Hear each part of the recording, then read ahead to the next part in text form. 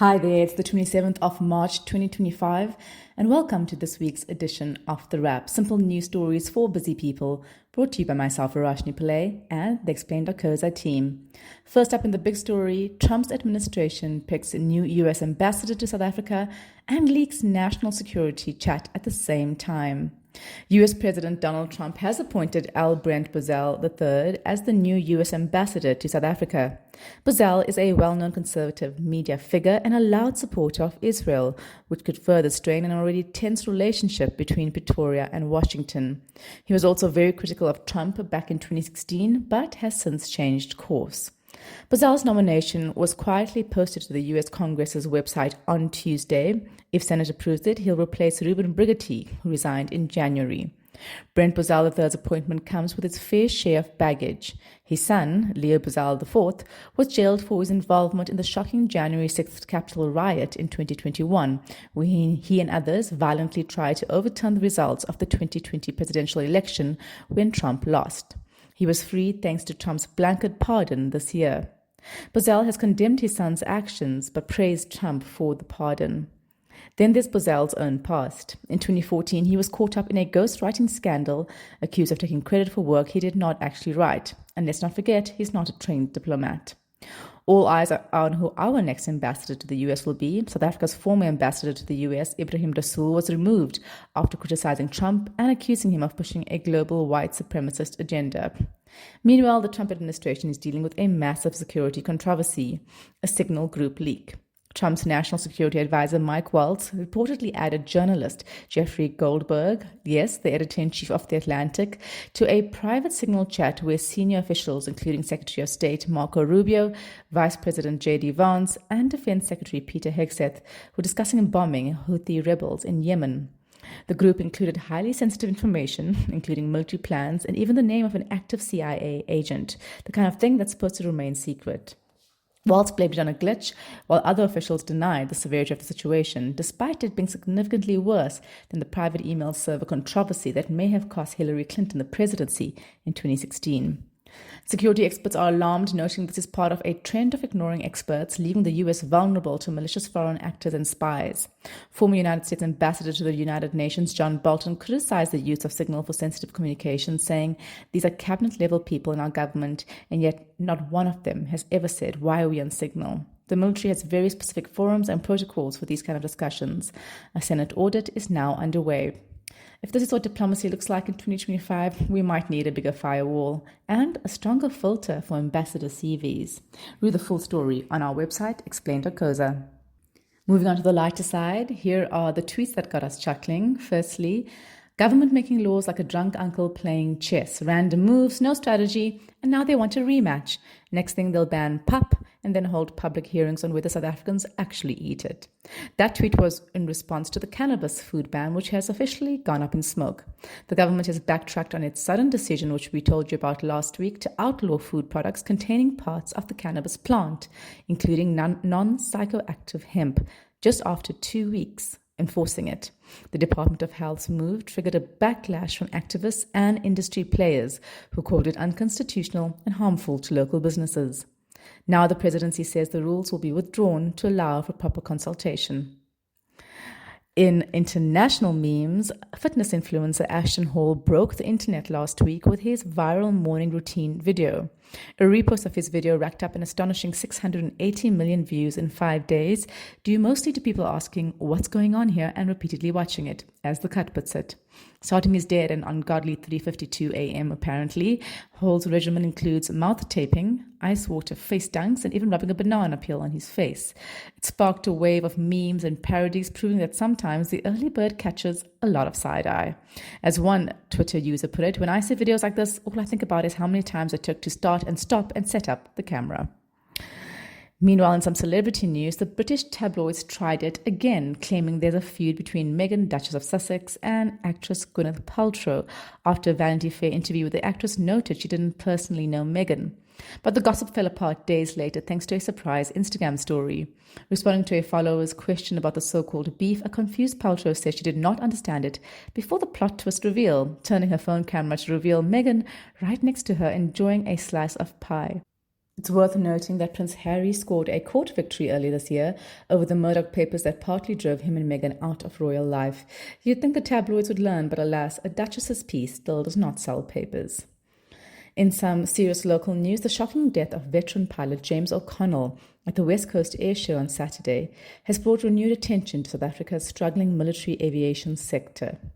O'Connell, a seasoned test pilot with over 3 decades of experience, was killed when his Impala Mk1 plunged into the ground during a demonstration flight.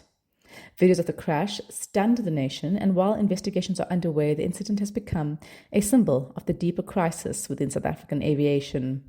His death also triggered an ugly political moment. Conservative figure Dan Ruitt falsely claimed the pilot was black and appointed based on race. The tweet, since deleted, was slammed by prominent voices including Musi Maimane and Olympic Roland Skuman as racist and cowardice. O'Connell's tragic death comes at a time when South Africa's aviation sector, particularly its military wing, faces mounting challenges. According to a recent News 24 investigation, the South African Air Force is in a dire state, with only 6 out of more than 330 aircraft currently operational. One person, Cobus Murray, a recently retired member of parliament who was the DA shadow defense minister, said major equipment is not working. There is no Air Force and no Navy. South Africa's reliance on outdated equipment and a severe lack of funding have crippled the country's military aviation capabilities. The Rooivalk attack helicopters, once a source of national pride, have been grounded due to a lack of maintenance for the last 2 years. Meanwhile, the Oryx helicopter fleet of 39 helicopters, which played a critical role in peacekeeping missions in the Democratic Republic of Congo in 2012, is now mostly inoperative. None of the 39 helicopters have been in service for the last 2 years. The impact of these failures was painfully evident in recent combat operations in the DRC, where South African troops had to rely on foreign air support. Defense analyst Helmut Romer Heitman emphasized the gravity of the situation, saying, "No matter how good you are as a soldier, without air support, you are buggered." O'Connell's death is a tragic reminder of the risks pilots take and a wake-up call for urgent investment in aviation safety and military readiness. Again, read the full story on our website, explained.coza. Back to international news. Ever dreamed of working at Facebook? Well, don't, according to author Sarah Wynne Williams. The former Meta, then Facebook executive, has dropped a scorcher of a memoir, Careless People, a cautionary tale of power, greed, and lost idealism. It's less Silicon Valley dream, more succession with surveillance tools. Wynne Williams joined the company in 2011 full of idealism. She thought Facebook could save the world. Instead, she found a company obsessed with growth, happy to silence dissent, and disturbingly cozy with authoritarian regimes. Yikes. There's juicy gossip, like Sheryl Sandberg allegedly sending her assistant to buy $13,000 worth of lingerie and taking turns napping in each other's laps, plus summoning Wynne Williams to bed once. No, seriously. But the book dives into deeper political horror, how Facebook's inaction fueled the genocide of the Rohingya in Myanmar. Wynne Williams unpacks how Meta and other tech giants ignored repeated warnings about hate speech on their platforms until the backlash got too big to brush off. And even then, their responses were more corporate lingo than crisis resolution. She also calls out big tech's double standards, publicly preaching free speech while quietly silencing whistleblowers and critics, especially when they threaten the bottom line. The kicker, Meta is now suing Wynne Williams and slapped her with a gag order, saying she broke a non-disparagement agreement. Critics say it's rich coming from a company that claims to be all about transparency and freedom of expression. Careless People is both explosive and essential reading. It's a stark reminder that behind the blue thumbs and curated timelines is a machine that's often anything but social. It's available in bookstores unless Meta's lawyers beat you to it. Again, read our full story on the website. Back in Africa, history has been made.